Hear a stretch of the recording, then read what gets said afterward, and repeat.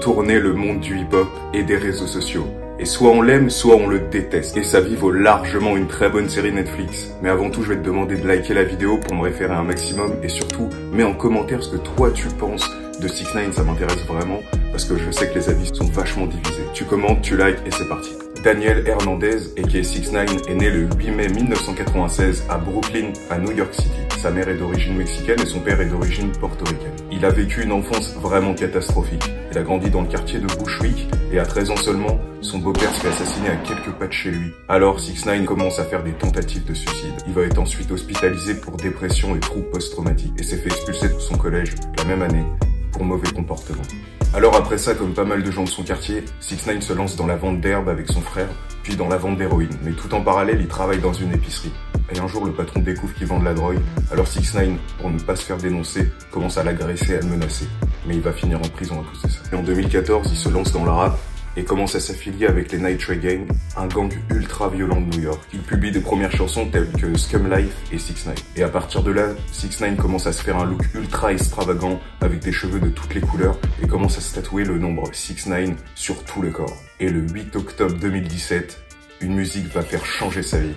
Le titre Gummo, une musique dans laquelle on le voit avec plein de Bloods et plein de Crips. Et cette musique va être virale et le propulser à l'échelle de star. Avec la protection des Night Tray Gang, il se sent vraiment intouchable et commence à multiplier les clashs sur toute la scène hip-hop contre tous les rappeurs. Il clame haut et fort être un énorme gangster et est prêt à mettre des contrats sur la tête d'autres artistes comme Chief Keef. Chief Keef et sa bande de Chicago s'embrouillent avec 6ix9ine. Et pour riposter, un jour de 2 juin 2018, depuis Los Angeles, il contacte alors son ami Kouda pour s'occuper de la charge. Et un soir, Kouda va tirer sur Chief Keef à Manhattan. Mais il va manquer son coup et Chief Keef n'est pas touché. Et à la suite de ça, vu que 6ix9ine n'était pas vraiment satisfait de ce qui s'était passé, il voulait provoquer encore plus son ennemi de Chicago en allant dans son propre quartier en pleine nuit, le quartier de O-Block, probablement l'un des plus chauds de tous les États-Unis. Et à cette époque, je sais pas si vous vous en souvenez, mais personne pensait qu'il allait en réchapper. Avec l'appui des gangs et la crédibilité qu'il lui apportait, 6ix9ine se croyait intouchable.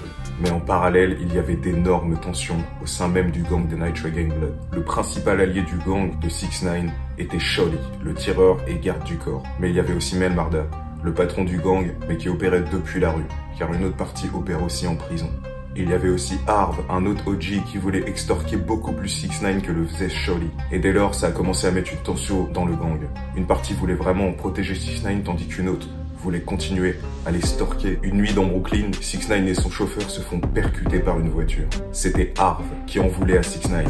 Il le menaça avec un pistolet, lui et son chauffeur, et dit à 6ix9ine de monter dans sa voiture à lui. Il lui pointa un pistolet sur la tempe et lui dit « Qu'est-ce que tu es prêt à échanger contre ta vie ?» 6ix9ine, effrayé, répond qu'il était prêt à échanger plus de 100 000 $ et ramener d'autres bijoux, et que c'était sa copine Sarah Molina qui pouvait ramener les bijoux à Harv pour que l'affaire s'arrête et que chacun rentre de son côté. Alors 6ix9ine appelle sa copine ramène l'argent et les bijoux, et Harv laisse 6ix9ine partir. 6ix9ine, effrayé, demande une assistance médicale, puis il va contacter Shorty et Mel Marda pour lui expliquer ce qui s'était passé. Shorty, fou de rage qu'on se soit pris à son petit protégé 6ix9ine, prit un pistolet automatique et parcourut les rues de New York à la recherche de son ennemi, Harv, qui avait osé estorquer son protégé.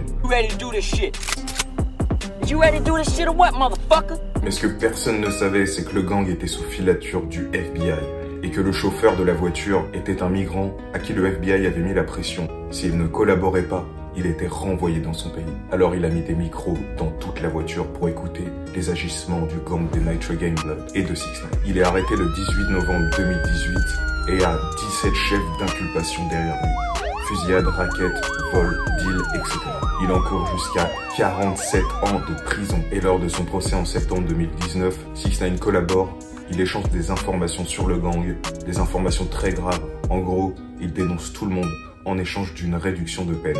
Il passe alors de 47 ans à 2 ans de prison seulement. Dans son procès, il explique surtout qu'il est dépassé par les événements et que le gang le mettait en danger, lui et sa famille. Mais pour d'autres, 6ix9ine reste juste un lâche qui a balancé ses propres amis pour sauver sa propre peau. Et le fait qu'il ait balancé tous les gangsters fait de lui une proie. Alors le gouvernement lui propose un programme de protection des témoins, mais il refuse et va embaucher sa propre garde personnelle.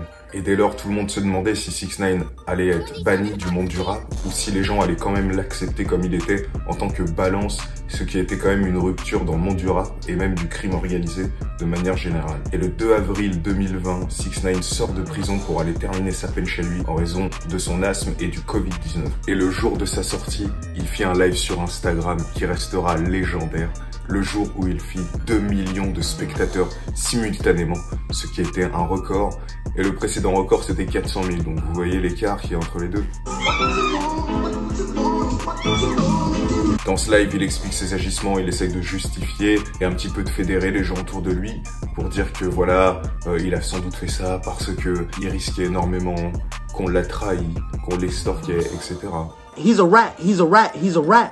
Ça n'a pas convaincu tout le monde et surtout pas les anciens du hip-hop qui avaient d'autres règles et d'autres mœurs, d'autres codes. Mais la plupart des gens ont quand même adhéré à ce qu'il a fait et ont tous dit à peu près « moi aussi j'aurais fait pareil ». Il bat un second record sur YouTube avec Booba qui fait 43 millions de vues en moins de 24 heures. Ce qui détrône Eminem avec ses 38,5 millions de vues pour son titre Kid Shot. Et sa musique Trolls avec Nicki Minaj arrive numéro 1 au Billboard. Et désormais 6ix9ine dans tous ses clips, il assume parfaitement d'être une snitch. Il va même se déguiser, enfin se représenter sous forme de rat parce que tout le monde le traite de rat, donc en fait il annule en fait toutes les critiques qu'on puisse lui faire, puisque si on va le traiter de snitch ou de rat, il va dire bah oui mais de toute façon je le dis déjà donc ça change strictement rien. C'est un peu le principe de l'autodérision. Et contrairement à ce qu'on peut penser, il est pas du tout allé se cacher et recommencer une autre carrière de quoi que ce soit, pas du tout.